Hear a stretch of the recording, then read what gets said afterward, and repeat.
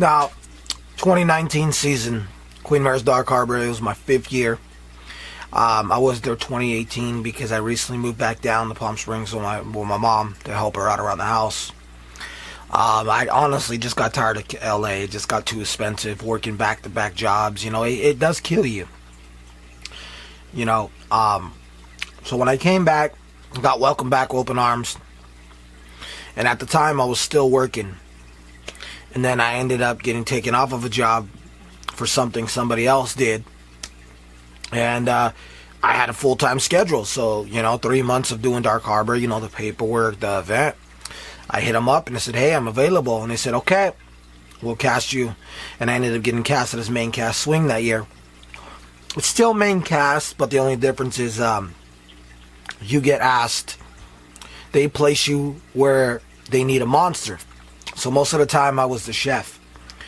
The chef's character is basically this character that came around 2017. And he was introduced. And he was this guy who got thrown in an oven and got burned by his own people because he was doing all fucked up shit to his people.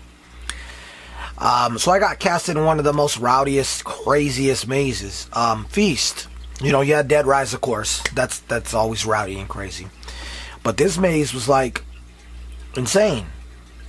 We would get in your face. We would say all kinds of things. We would scream. We yell. I worked the pop-out chef room. And it was Rick. And I would bump him out. I was his backup. And then there was Drake and there was Tim Bob, and I would work with them. We would switch off. When Rick wasn't there, I would come in, and boom, there was always 3 chefs. There was one ghost story that I had where basically I ended up working the pop-out chef, and all the chefs can relate to this. In that hallway, it takes you down the stairs, and there's another room, and then you encounter Half Hatch before you get out of there. I would always feel something caressing me. And it just super fucking cold, dude. Regardless if you believe ghosts or not, man, I had some encounters. There was sometimes I had to get out of that space because, you hit this light, you come out and you move, and you come out and you scream at them. And I had to honestly get out of the room, that space, and I would still work the hallway. And, it was just a weird ghost encounter. Working on the Queen Mary, everyone that is a skeptic, I was one at one time. When you step foot on that ship, you will have encounters. I guarantee you. That's just a fact. And then when I worked other room, I would always feel like I was being watched, and I saw like a shadow constantly run past me in the other room. But I ignored it because at this point, you get used to it after a while, If little things scare you like that, I don't recommend to work on the ship. That was a year, man. We had so many. We were selling out left and right. I don't think there was not one day where the last 3 weeks or so, it was jam-packed, man. We were getting at capacity a lot of nights and a lot of days. The chef is a lot of makeup, man. A lot of makeup. From here to here to here to your arms. A lot of makeup. That's the only thing I can say. At the end of the event, though, man, you really feel it. Your skin is so dry. I would have to go to the store and buy this face cream for men and stuff like that because my skin was so dry, irritated. But it was all worth it. I got some amazing scares. I was in the grinder and I would crawl out. I would crawl in there. I would be like, picture we had a big drum and I would shake it and bang, scare people, hit the glass. I had fun. It was a very fun season for me. I'm not going to lie. But then there was a lot of drama behind the scenes.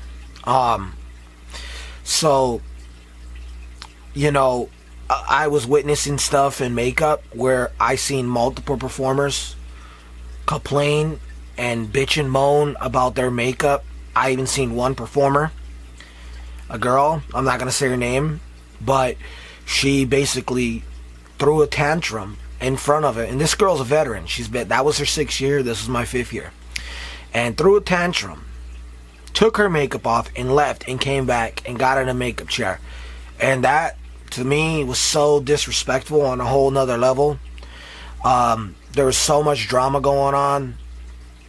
It was a fun season, to be welcome back, but there was a lot of BS going on too. There was a lot of bullshit. There was a lot going on. The ship had a lot of things going on at the time, and then this, I was gonna come back 2020 season and end it, but then COVID-19 hit and it ruined it. It wasn't the only one it affected. It affected billions of people. Extra jobs, all of this. I had so many gigs lined up for festivals, and I lost the gigs. It sucks, but you can't expect it. That's life. Sometimes life hits you hard, but 2019, there was fun moments. I got to play the Iron Master. I got to play the train conductor. I got to be in the updated version of Dead Rise for one night. But most of the time I was in Feast, man. I'm thankful for everybody in Feast. Thank you for you guys letting me share the space with you. JD, Isaac, Rick, Drake, Tim Bob. I'm really thankful for the opportunities in there. But after a while, it doesn't become fun no more. The last 2 weeks of that event was very rough on my body. Very, very grueling, very tiring. So much caffeine, man. So much caffeine I took. And still today my body is affected by it. Because, dude, your body's only meant to take so much caffeine. And overall, I had a good season on it. But my saying is this: when it doesn't become fun no more, is it really worth it to continue doing a season like that? And I would really say no. If I have an opportunity to come back, they ask me, if it's Aurora or David Wally, I have the most respect for them too.